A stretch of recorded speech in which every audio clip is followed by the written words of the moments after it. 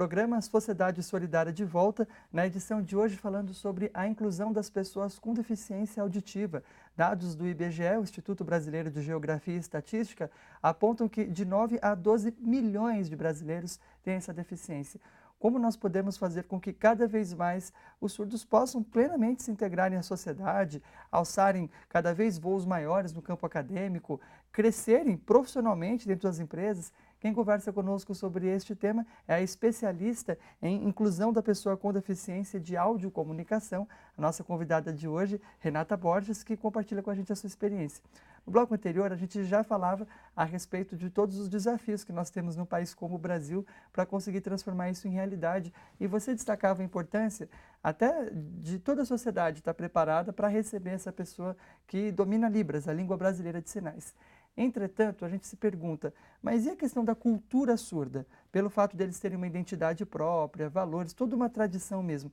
Como é que você consegue fazer essa integração se não é só uma diferença de idioma, mas da própria maneira de pensar o mundo? Isso. A sociedade ouvinte, ela precisa perceber que a cultura surda, né, a comunidade surda, ela primeiro vem a base que é a língua de sinais. A língua de sinais, a forma de comunicação, a forma de ver o mundo do surdo é por meio dos gestos, né, da visão, do campo gestual visual. Então, é o que ele enxerga, é o que ele toca, é o que ele sente. E aí se dá todo o processo cultural de identidade, né? É o concreto, é o que, a vivência desse surdo, que é diferente do ouvinte. O ouvinte, ele vive no mundo de sons. Né? Para o surdo já não existe isso. Então, ele, para entender uma música, ele precisa entender o contexto dessa música, porque muitas vezes, ao pé da letra, não vai ter sentido algum. Então, ele precisa saber o sentimento, o porquê de cada frase dessa música. Na questão educacional, o surdo, ele tem o processo linguístico. Né? Primeiro, ele precisa abstrair esse conhecimento, transformá-lo numa ação concreta para ele, né? Para ter um significado, um sentido. Um exemplo interessante até que você trouxe em off aqui antes da entrevista, por exemplo, para representar o sentimento de amor. Né? Isso. Já ilustra bem como é que é tão diferente, né? O jeito que nós ouvintes pensamos com o jeito que uma pessoa que cresceu na cultura surda, ela encontra, né? De representar esse mesmo sentimento. Queria que você trouxesse para a gente agora Isso. também. Então, nós, ouvintes, nós representamos o amor por meio do coração, né? O desenho, né? O signo do coração.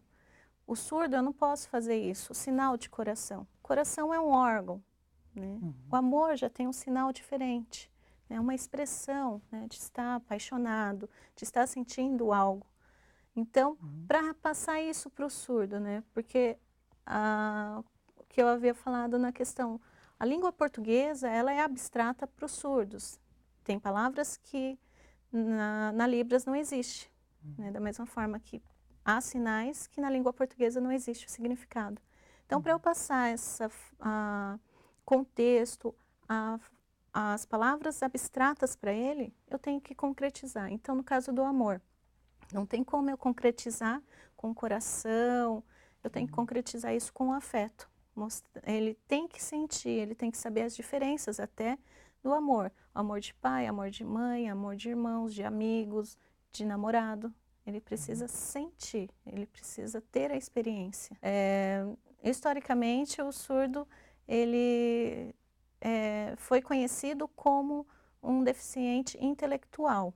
Né? Na sociedade grego-romana, eles colocavam que o surdo, né, por não escutar, eles não falavam e, portanto, não pensavam. Então, eles consideravam como não humanos. E esse paradigma, ele veio e as pessoas, elas acabam reproduzindo de forma inconsciente. Elas acabam confundindo a deficiência auditiva com uma intelectual. E tratam os surdos como uma pessoa com necessidades intelectuais, com um atraso mental. E não tem vínculo algum. O surdo ele só tem uma limitação da audição, ele não escuta. O processo educacional dele é normal como o dos ouvintes. Só que para isso, para ele desenvolver, para ele chegar no nível superior, ele precisa de estímulos, ele precisa de trabalhos concretos, ele precisa de um aprendizado por meio da língua de sinais, por uma abordagem concreta que ele possa vivenciar, tocar, visualizar. É um outro caminho, outra um forma outro de caminho. aprender, né? Inclusive, esse caminho, ele auxilia os demais alunos. É verdade. Se, por exemplo, numa universidade se usa mais recursos visuais, isso certamente vai facilitar para o surdo acompanhar aquele conhecimento, mas também para os demais Para os alunos demais isso vai também. enriquecer, né? Exatamente. Agora, e como é que é a questão, por exemplo, das famílias? Porque a gente destacou bastante a questão de haver uma cultura e uma identidade surda. Você contava até para a gente a história de toda essa realidade. Entretanto, para muitos surdos no Brasil, esse é, digamos, um privilégio, né? Muitos nascem numa família de ouvintes, né? Ou acabam tendo a surdez num determinado momento da sua vida, em decorrência de uma doença, de alguma questão crônica. Nesses casos, como é que é se trabalhar essa questão da comunicação plena? No caso da criança surda, existem dois caminhos, né?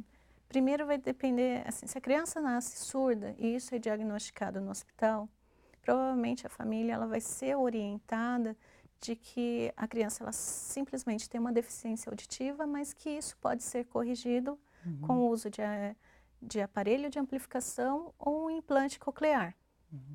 E aí fazendo todo o acompanhamento com fonoaudiólogo. E num segundo caso, se a família ela já tem um conhecimento da língua de sinais, já tem contato com outros surdos, eles irão optar provavelmente em ensinar essa criança a língua de sinais, não somente oralizá-la, né? Levá-la para um caminho da sociedade ouvinte. Já no caso de uma pessoa que perde a audição, ela primeiro também pode ocorrer dela aceitar ou não. Né? Se ela aceitar, ela vai interagir, vai começar a caminhar com a comunidade surda, ela vai conhecer, ela vai querer aprender a língua de sinais. Se ela já não aceitar, ela provavelmente ela vai estar vai optar pelo uso de aparelhos e vai continuar. A oralização dela vai continuar perfeita, então não haverá problema de comunicação. Agora, no caso daqueles que nascem com a surdez, mesmo que eles recorram, por exemplo, ao implante coclear, ainda assim é necessário que ele tenha esse aprendizado da Libras. Não necessariamente. Quem opta por um implante, provavelmente essa criança, esse adulto, ele não tem interesse na língua de sinais. Ele quer ser oralizado, ele quer ser incluso na sociedade ouvinte. Ele quer escutar, ele quer falar. Então, ele provavelmente que ele não faça o uso da língua de sinais. Bom, esse tema é riquíssimo, o tempo do programa já acabou. Gostaria de agradecer pela sua presença em nome da Legião da Boa Vontade. Inclusive, quem está nos acompanhando também, acompanha aqui na programação, no programa Boa Vontade com o Paiva Neto, a apresentação dos cases da Legião da Boa Vontade também, que desenvolve um amplo trabalho em favor da população de baixa renda e trabalha também com essa questão da inclusão da diversidade e das pessoas com deficiência auditiva também nas suas obras socioeducacionais. O diretor-presidente da LBV, o jornalista Paiva Neto, no artigo A Mulher no Concerto das Nações, e esse concerto aqui, grafado propositalmente com a letra S, né, no sentido de correção mesmo, publicado no livro Em Pauta, ele nos traz a seguinte reflexão na página 58 desta obra. A atitude corajosa das mulheres encontra-se perfeitamente enquadrada nesta exclamação da inesquecível Helen Keller, que viveu entre nós de 1880 a 1968. Abrir aspas, a vida é uma aventura ousada ou nada. Fechar aspas, e ele conclui. É palmar que a famosa ativista social se refere à audácia que impulsiona os vanguardeiros a rever costumes e conceitos ultrapassados que retardam a evolução das criaturas e dos povos, sobretudo no campo imprescindível do conhecimento espiritual. Ela própria é um modelo constante dessa premissa.